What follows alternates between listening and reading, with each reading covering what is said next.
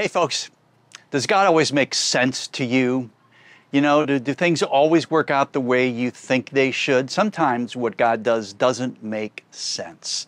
You know, I've had situations in my life where things don't make sense. For instance, I think of the bank statement that sometimes we get in the mail or online.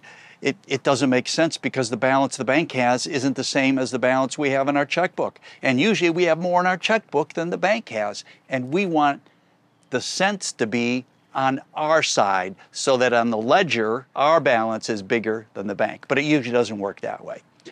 Instead, what has to happen is you have to go through a process called reconciliation. And you have to reconcile, make adjustments, find out where the error is so it works out.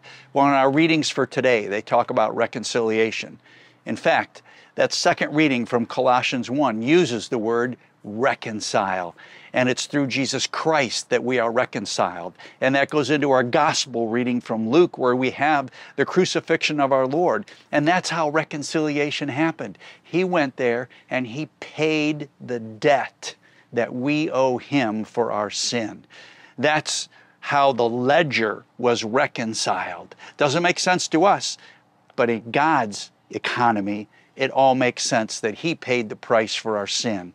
And you'll see in our first reading, things didn't always make sense to the people, and they wondered, maybe we should be judging God. Maybe God doesn't know what's going on. And you'll see in that reading what they needed to do was to trust and obey.